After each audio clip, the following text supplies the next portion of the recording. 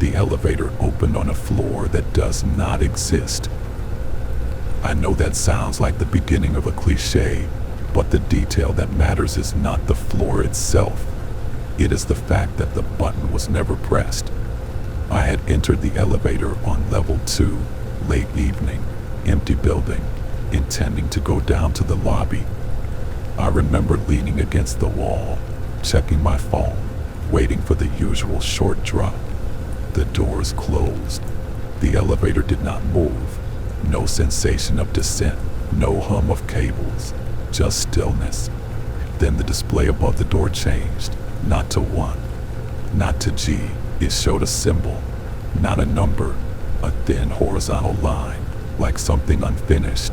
The doors opened immediately after.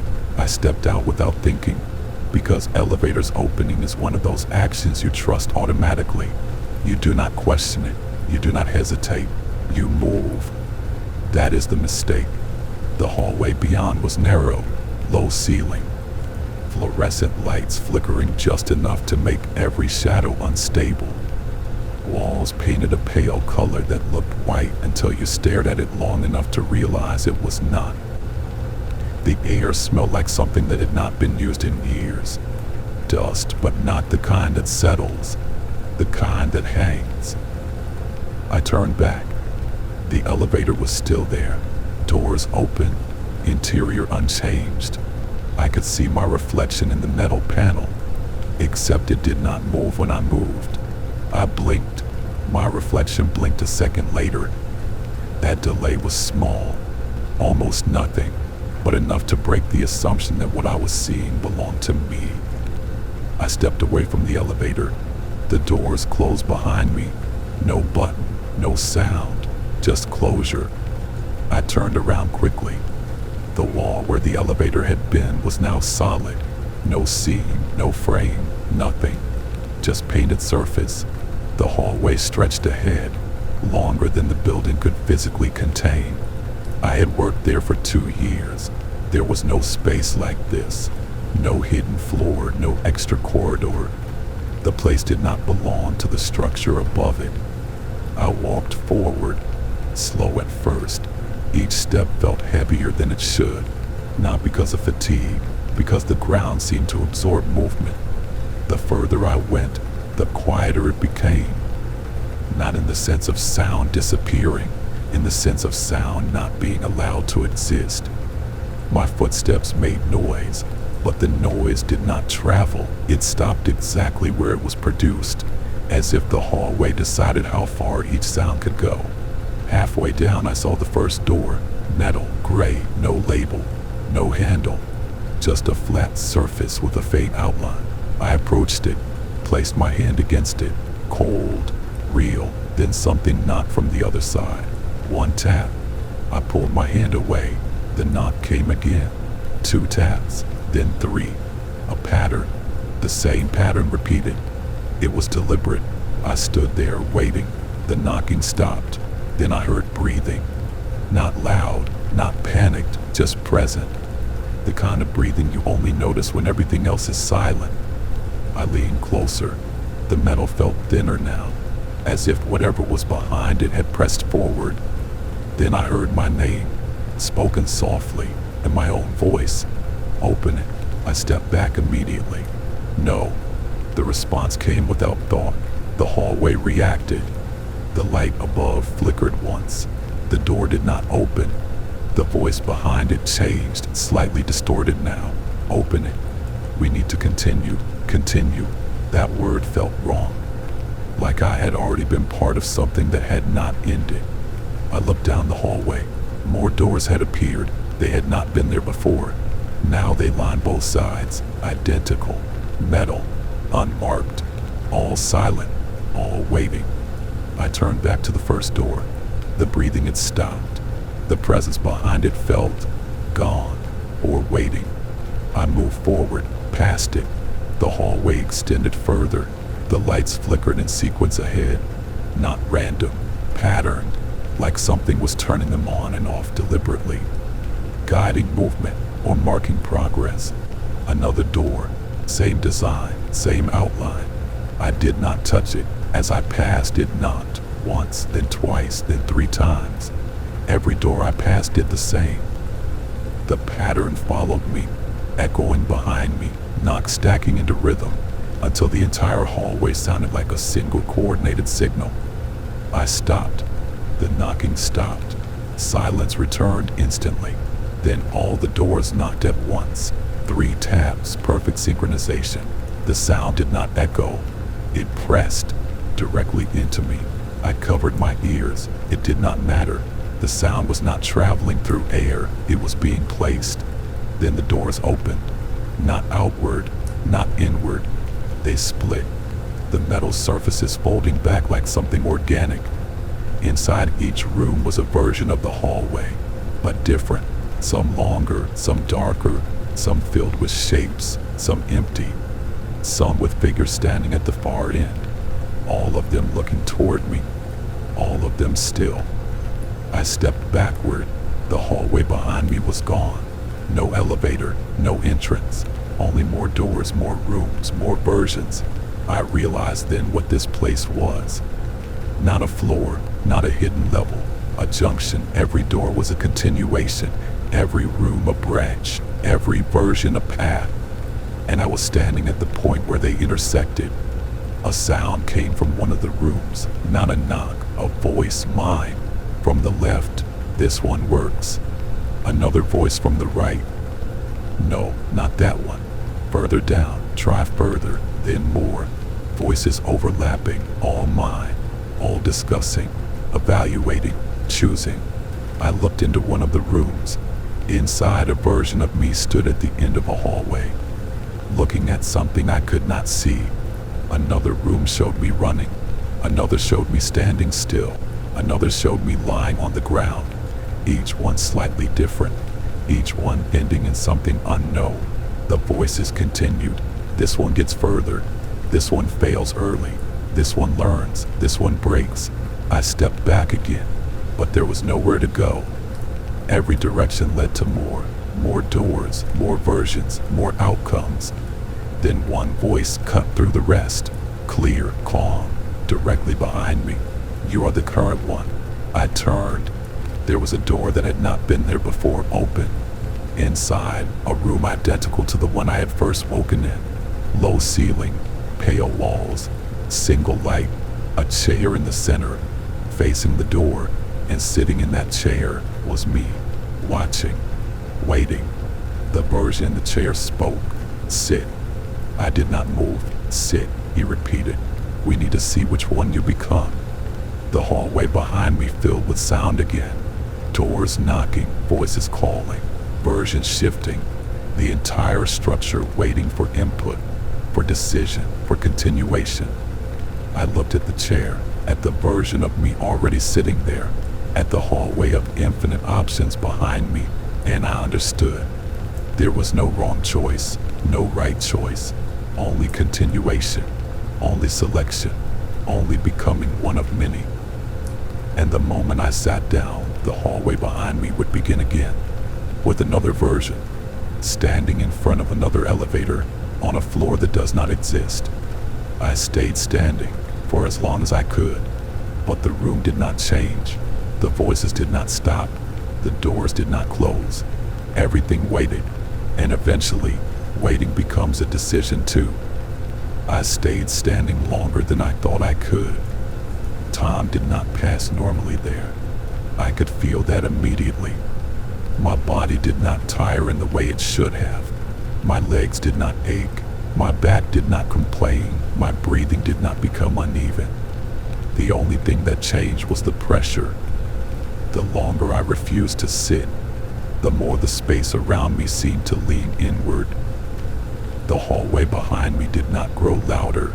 It grew closer. The doors that had opened began to narrow their gaps, not closing completely, just enough to reduce the visible interior of each branch. The voices softened, not disappearing, but lowering into a constant murmur that felt like it existed just behind my thoughts rather than in the air. And the version of me in the chair did not move. He did not blink often. When he did, it felt delayed, like his body was remembering to do it rather than needing to. "Sit," he said again. His voice had no urgency.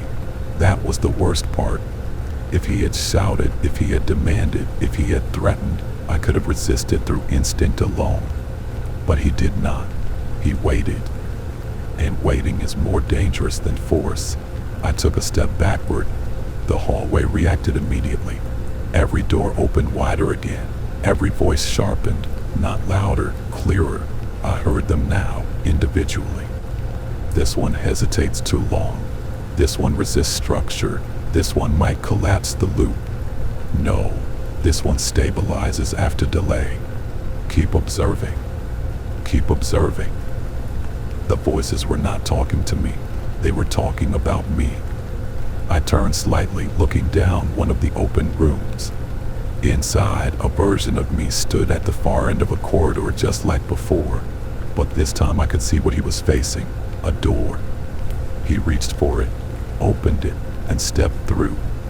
The moment he disappeared, the entire room folded inward like paper being crushed, not collapsing outward, inward, erasing itself.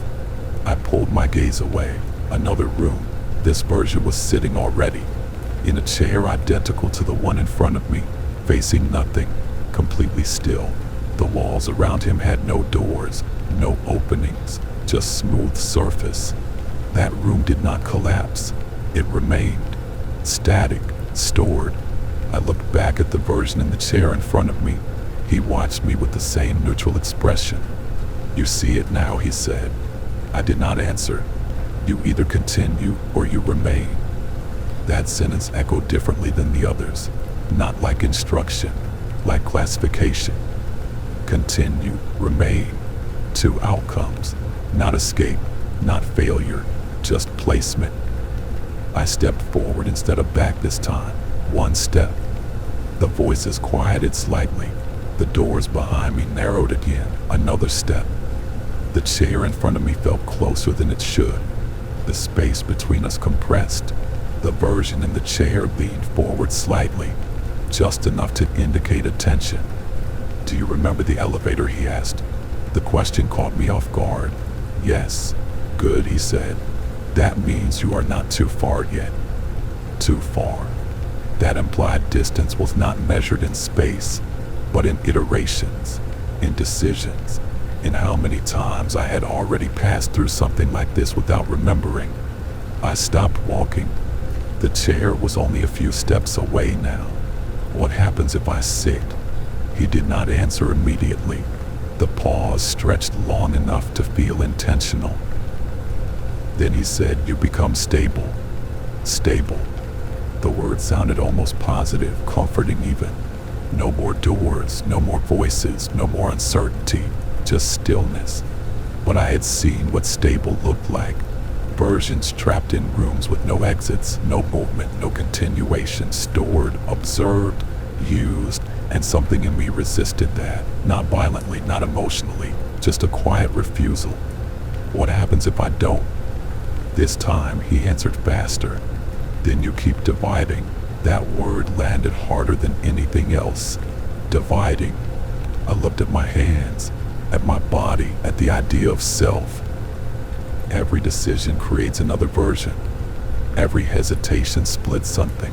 Every branch leaves something behind. Understood it now. The hallway was not infinite, it was cumulative. Every version that failed to stabilize remained somewhere in the structure. Every continuation added to the network. The system did not trap you, it expanded you until there were too many, until something had to choose which ones mattered, and the ones that mattered were the ones that could be controlled. Stable. I looked at the chair again, then at him. "Why do you want me to sit?" His expression did not change. "Because I am you after you did." That answer hit in a way nothing else had. Not as fear, as inevitability.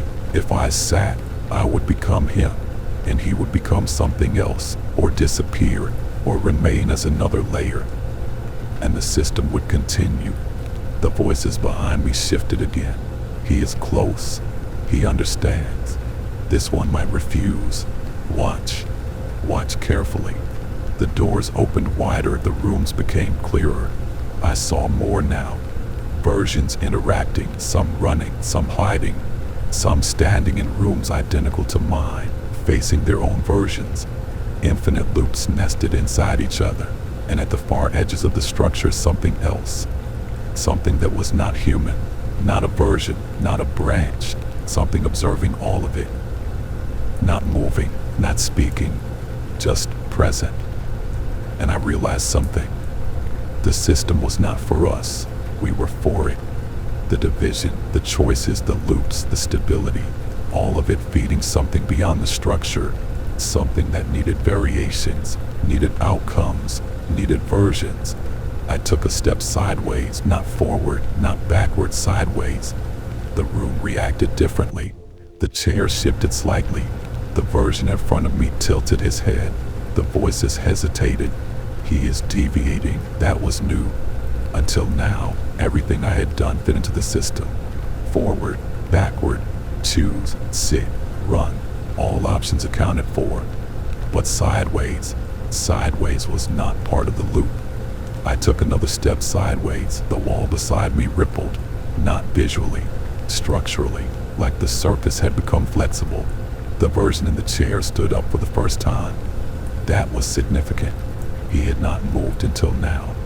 Do not do that, he said. His voice was still calm, but there was something underneath it now. Not urgency, not fear, something closer to warning. Why? Because that is not a path. I pressed my hand against the wall. It gave slightly under pressure, like thin fabric stretched over something deeper. Everything here is a path, I said. That was not something I had planned to say. It just formed. The voices behind me surged. He is not following. He is not aligning. This one breaks structure. Stop him. Stop him. The version in front of me stepped forward. Not aggressive, but faster than before. You do not understand what happens if you leave the paths. I pressed harder. My hand sank slightly into the wall. Not deep, but enough. Then I pushed. The wall tore, not like material, like a surface giving way. Behind it was not another room, not another hallway, not structure at all, just darkness, deep, silent, unformed. The voices stopped instantly. Complete silence. The version in front of me froze. The entire system paused, because whatever was beyond that wall was not part of it. I looked into the darkness. It did not move. It did not react. It did not watch. For the first time since entering, I felt something absent. Observation. Nothing in that darkness cared that I was there. That absence felt freeing. The version in front of me spoke again, but now his voice was different, lower, less certain. If you go there, you are no longer tracked. Tracked, not guided, not helped, tracked. I looked back at him, and then at the hallway, at the doors, at the infinite versions, at the system that kept dividing, storing, observing. And I understood the final difference. The system needed structure to function, paths, choices, loops. But outside of it, there was nothing, no path, no loop, no version, just absence. I stepped toward the tier. The version in front of me did not follow. He did not try to stop me. He just watched. Because he could not leave the path he had already taken. I paused at the edge. The darkness did not feel cold. It did not feel empty. It felt undefined, which was more terrifying than anything the system had shown me, because inside the system, everything had meaning. Even if that meaning was horrible. Outside it, there was none. I turned back one last time. The hallway had already begun to close. Doors sealing. Voices fading. The version of me sitting in the chair again. As if he had never stood. As if nothing had changed. And I realized something final. He would always be there. Because someone would always sit. Someone would always choose. Someone would always continue. Unless someone didn't. I stepped into the darkness, and for the first time, there was no next room.